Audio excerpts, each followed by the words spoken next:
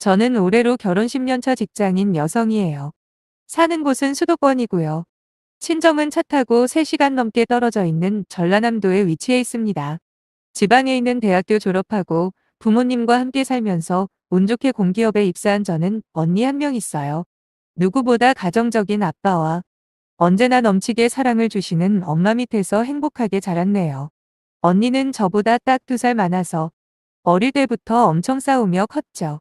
원래 연년생보다 더 많이 싸우는 나이차가 2살이라고 하잖아요. 저보다 다방면에서 뛰어났던 언니가 질투가 나서 매일 대들고 그랬는데 정작 언니가 결혼하고 형부 따라서 해외로 이민을 가기로 결정했을 때는 얼마나 슬프던지 옆에 있을 때 좀 더 잘해줄 거라는 후회뿐이었답니다. 그렇게 언니가 떠난 후 당연한 이야기겠지만 아빠는 유난히 외로워하시더라고요. 유명한 딸바보로 통했던 아빠는 그 뒤로 항상 농담처럼 제게 말씀하셨죠. 지영이 너는 결혼하지 말고 그냥 아빠 엄마랑 평생 살면 안 되냐? 결혼 그거 해봐야 아무 의미 없어. 별로야 별로. 그러면 엄마가 언제 나타나셔서는 아빠 등짝을 때리시며 이 사람이 지금 다 큰 딸내미한테 무슨 소리를 하는 거야? 농담이라도 그런 소리 하지 마요. 말이 씨가 될라. 그러면 아빠는 멋쩍은 듯이 웃으며 말씀하십니다. 에이 그냥 하는 소리지. 그나저나 우리 지은이는 요즘 통 연락이 뜸하네. 바쁜가? 하고 말을 돌리시죠. 제가 어찌 아빠의 그 마음을 모르겠어요. 그 좋아하던 낚시도 언니 태어나고 바로 끊으신 아빠는 퇴근하면 곧장 집으로 오셨다고 합니다. 이유는 바로 갓 태어난 언니를 돌보기 위해서죠. 물론 제가 태어났을 때도 마찬가지였고요. 평생 변변한 취미생활 하나 없이 자신의 인생보다 2딸을 위해 살아온 아빠를 보며 이런 좋은 부모 만난 것도 내 복이다 라는 생각으로 살았습니다. 그러다 만나게 된 남편은 수도권에 있는 거래처로 출장을 갔을 때 거기서 근무를 하고 있었는데 몇 번 미팅을 하다 서로 급호감을 느꼈고 본사로 복귀한 후에도 자꾸 생각이 나서 제가 먼저 문자를 보낸 걸 계기로 장거리 연애를 시작하게 되었습니다. 남편은 주말마다 저를 보러 내려왔는데 왕복 6시간이 넘는 거리를 한 주도 거르지 않고 내려오는 정성을 보이길래 나중엔 남편이 3번 내려오면 한 번은 제가 올라가거나 서로 시간이 부족할 때는 중간에서 만나 데이트를 즐겼네요. 그러다 자연스레 결혼 이야기가 오고 갔고 둘 다 나이가 있으니 양가 집안 어른들 모두 반대할 이유가 없었죠. 그렇게 몇 달 후 저희는 결혼을 하게 되었는데 아빠가 엄청 서운해 하시더라고요. 왜냐하면 시댁 근처로 제가 올라가기로 했거든요. 저야 결혼 이야기가 나올 초기에 미리 정근 신청을 해놓은지라 아무 문제가 없다고 생각했는데 친정집과 너무 멀리 시집을 가는 게 아빠 입장에서는 제법 속상하신지 결혼도 하기 전부터 니네 언니도 그렇고 너도 그렇고 달랑 딸들 있는데 왜들 그렇게 멀리 가는 건지 이제 1년에 몇 번이나 보겠니 하며 한걱정을 하셨어요. 그런데 상견례 때 뜻하지 않은 좋은 소식을 듣게 되었고 그건 바로 시어머니의 입에서 나온 말이었어요. 결혼 날짜와 집 문제는 벌써 결정된 후라 그냥 형식적으로 만나는 자리였다고 생각했거든요. 그런데 시어머니가 대뜸 그러시는 겁니다. 우리 아들놈한테 듣자 하니 따님들을 정말 아끼신다고요. 그런데 둘째 딸마저 멀리 보내시게 돼서 마음이 정말 안 좋으시겠어요. 그래도 너무 심려치 마세요. 저희는 모두 기독교인들이라 제사를 안 지내거든요. 거기다 이해하고 둘이서만 돌아다니는 걸 좋아해서 추석이던 설날이던 친정으로 내려보낼 테니 그때라도 따님 얼굴 실컷 보실 수 있을 겁니다. 라고요. 시어머니의 말을 듣고 아빠의 표정이 얼마나 환해지셨는지는 따로 설명을 안 해도 아시겠죠? 곧바로 아이고 제가 사돈복이 넘치네요. 정말 감사합니다. 그러지 않아도 지금까지 끼고 살아서 그런지 서운한 게 좀 있긴 했는데 그나마 안사돈께서 그리 말씀해 주시니 그저 고마울 따름이네요. 라고 몇 번이나 감사하다 말씀을 하시더라고요. 저 역시 그때만 해도 쿨한 시어머니의 결정이 마냥 좋기만 했죠. 훗날 제 어이를 상실하게 만드는 말도 안 되는 요구가 따라올지도 모르고 말이에요. 실제로 결혼하고 첫 명절이었던 설날이 다가오자 시어머니가 그러시더군요. 저더러 괜히 새해 인사 올 생각 말고 차 안 막히게 아예 전날 친정으로 출발하라고 말이죠. 얘 며느라 어차피 우리나라 사람들은 신정 지내는 거 아니야 구정을 지내지. 물론 우리는 아니지만 암튼 괜히 세배하고 올라가려고 하지 말고 그냥 전날 일 끝나고 내려가거라. 그래도 제법 차 막힐 거야. 대신 운전을 꼭 교대로 하는 거 잊지 말고. 네 남편 힘들게 혼자만 운전시키지 말 거라 알겠지? 시어머니의 마지막 말이 조금 거슬리긴 했지만 그 정도는 아들 둔 엄마로서 충분히 할 수 있는 말이다 생각했어요. 사실 결혼할 때만 해도 어떻게든 시간을 만들어서라도 자주 찾아뵈야지 했는데 거리가 멀어지면 마음도 멀어진다고 하잖아요. 그 말이 왜 나왔는지 알 수 있겠더라고요. 왕복 6시간이라는 거리가 정말 만만치가 않더라고요. 두세 번 다녀오긴 했지만 조금씩 친정에 가는 게 꺼려지는 제 자신을 발견하고는 이래서 자식 키워봐야 아무 소용 없다고 하는구나 라며 반성까지 했다니까요. 그런 상황에서 새해를 부모님과 함께 보낼 수 있다는 게 얼마나 기쁘던지요. 네, 어머님 감사해요. 근데 어머님, 아버님은 따로 계획 있으세요? 하고 여쭸더니 두 분은 매년 그랬던 것처럼 차 끌고 발길 닿는 대로 여행을 떠나신다고 하시면서 근데 요즘은 기름값이고 숙박비고 너무 비싸서 걱정이다. 라고 불만 섞인 말씀을 하시는 겁니다. 그날 저녁 전 눈치껏 알아서 어머님 계좌로 50만 원 넣어드렸죠. 그리고 전화로 어머님 많진 않지만 두 분이서 여행 다니시는데 보태시라고 용돈 좀 넣어드렸어요. 저희도 잘 다녀올게요. 라고 하니 시어머니는 들뜬 목소리로 얼마 보냈는데? 하시대요. 그래서 50만 원 넣어드렸다고 하니까 왠지 떨떠름해진 목소리로 그러냐? 알겠다. 한마디만 남기시고 전화를 끊으시더라고요. 그때 제대로 알아봤어야 하는데 그때는 상상도 못했네요. 하지만 친정에 도착해서 며칠 동안 엄마 아빠 그리고 남편 이렇게 넷이서 즐거운 시간을 보내며 자잘한 근심 걱정은 다 사라져 버렸고 곧 구정이 돌아왔습니다. 친정과 구정이 시간적인 차이가 얼마 안 나다 보니 이번엔 친정이 아니라 시댁에 방문할 계획을 세웠죠. 저희 아빠와 엄마도 그게 좋겠다고 하셨고요. 그런데 구정이 되기 며칠 전에 시어머니가 전화를 하셔서는 이번 구정 역시 친정에 다녀와도 된다고 하는 거예요. 그러면서 은근슬쩍 여행 경비 이야기를 또 흘리시는 겁니다.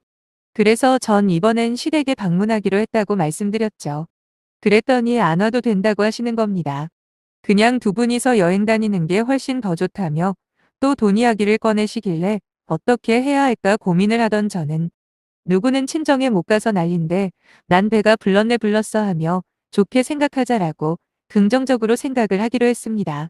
그래서 이번에는 30만 원을 보내드렸는데 바로 전화가 오더군요. 그건 바로 시어머니였죠. 너 혹시 돈을 잘못 보낸 거 아니니? 30만 원밖에 안 왔는데?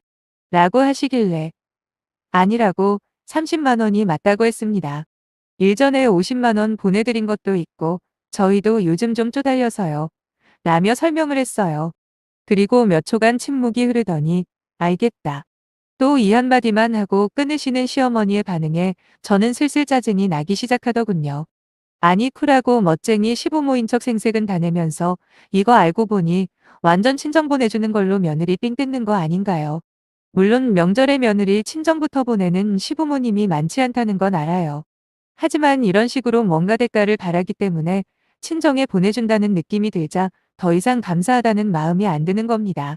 제가 무슨 감방에 갇힌 죄수인가요? 그래서 시부모 허락이 없으면 친정도 마음대로 못 가는 그런 사람이냐고요. 자꾸 그런 취급을 받는 기분이 들길래 그날 밤에 남편과 진지하게 그 부분에 대해서 이야기를 나눴죠. 제가 느낀 기분을 있는 그대로 다 말했습니다. 명절 때 친정을 가는 걸로 생색을 내는 것까지는 이해할 수 있지만 자꾸 뭔가 대가를 바라는 건 아닌 것 같다. 입장을 바꿔서 내가 시댁 갈 때마다 보상을 요구하면 당신은 기분이 어떻겠냐고 따졌습니다. 제 말이 틀렸나요? 그런데 남편은 기분이 많이 상한 듯 보이더라고요. 그러더니 요즘 아무리 세상이 좋아졌다고 해도 결혼하면 아직까지는 시댁이 먼저는 맞잖아? 물론 돈을 요구한 우리 부모님이 잘했다는 건 아니지만 어차피 명절 때 용돈 좀 드린다 생각하면 될걸. 왜 이렇게 과민 반응하는지 난 잘 모르겠네. 막말로 우리 부모님이 명절 때 친정 가지 말고 시댁으로 오라면 어쩔 거야? 라고 하는데 일단 여기까지만 들어도 전 제가 남편을 잘못 봐도 한참 잘못 봤구나 하는 후회가 막 밀려오더라고요. 저런 생각을 가지고 있는 사람인지 꿈에도 몰랐거든요. 그래도 최소한 공과사는 확실하게 구분하는 사람이라고는 믿었는데 막상 남편의 속내를 듣고 나니 더 할 말이 없는 겁니다. 그래서 화가 난 저는 이렇게 말해버렸죠. 그럼 명절 때 친정 안 가면 돈 안 드려도 되는 거지? 이번 구정 때는 그냥 집에 있자.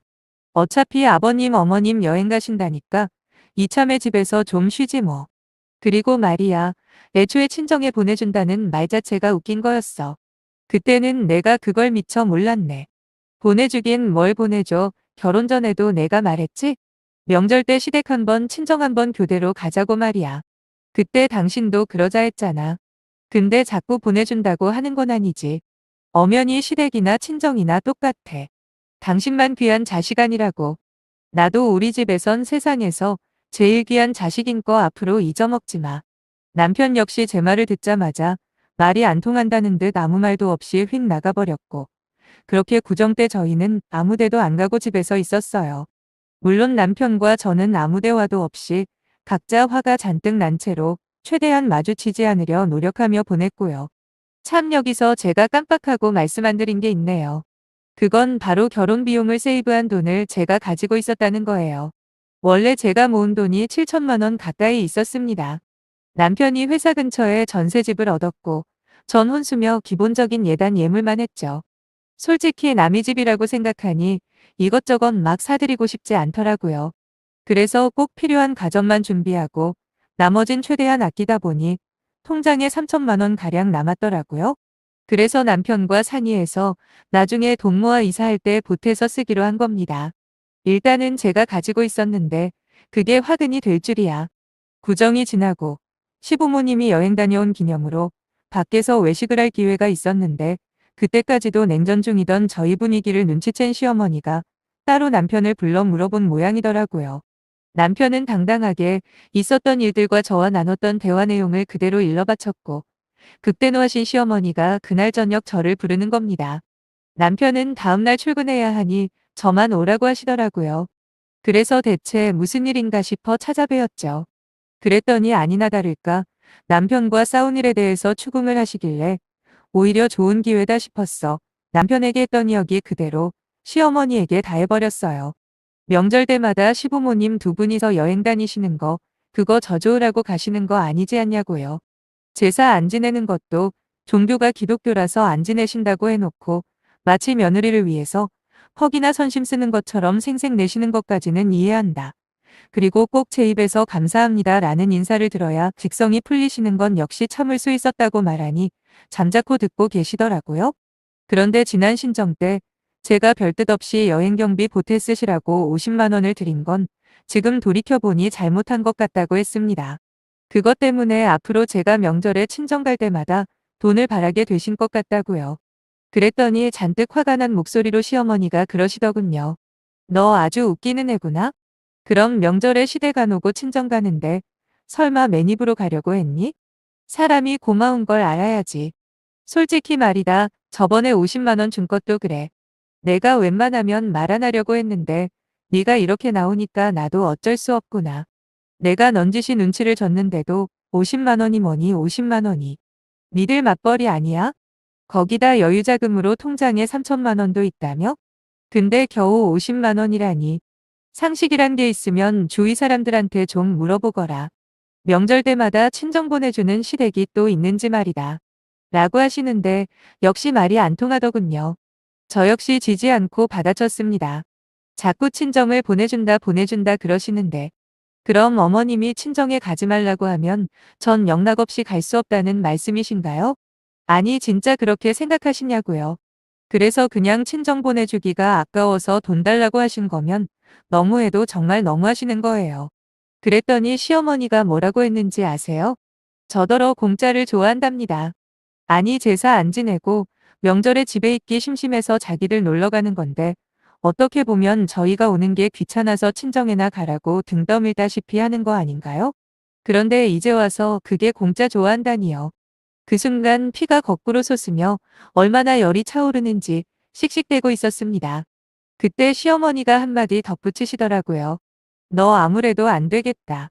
이렇게까지는 안 하려고 했는데 너 하는 꼬락서니를 보니 어쩔 수 없구나. 어차피 네 통장에 돈도 많겠다. 그러니까 앞으로 친정 갈 때마다 100만 원씩 내고 가거라. 안 그럼 친정 구경은 할 생각도 하지 마. 사람이 말이죠. 너무 화가 나면 웃음이 나온다는 말이 진짜더군요. 그렇게 혼자서 집으로 운전하며 돌아오는데 자꾸 실실 웃음이 나는 거예요. 어쩌다 이런 집안과 엮여서 이렇게 머나먼 타지까지 시집을 온 건지 지나간 날들이 주마등처럼 스쳐 지나가는데 집에 돌아오자마자 자려고 폼 잡는 남편을 깨워 시어머니가 했던 말 그대로 전달했습니다. 그러자 졸려 죽겠다는 표정으로 남편이 딱 한마디 하더군요. 그러게 왜 괜히 긁어부스럼 만들어.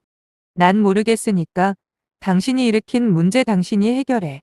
전 남편의 대답을 듣고 그대로 돌아 나와 대충 짐 챙겨 운전해서 친정으로 내려와 버렸습니다.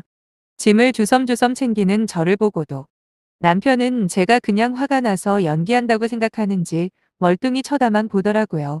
물론 며칠 후 이혼 서류를 보냈더니 그제야 정신이 들었는지 친정까지 찾아와서 저를 설득하려고 했지만 이미 모든 걸 들으시고는 화가 날 대로 난 아빠에게 뺨 한 대 제대로 맞고 돌아가야 했죠. 그리고 제 결혼 생활은 그렇게 끝이 났네요. 처음엔 좋은 시댁을 만났다고 생각했어요. 남편도 좋은 사람이라 믿었고요. 하지만 뚜껑을 열고 보니 좋은 사람이긴커녕 지들만 아는 이기적인 인간들이었네요. 한동안 우울해서 집에만 있었더니 아빠가 이왕 이렇게 된 거 기분 전환할 겸 셋이서 해외로 여행을 가자고 제안하시더라고요. 맞아요.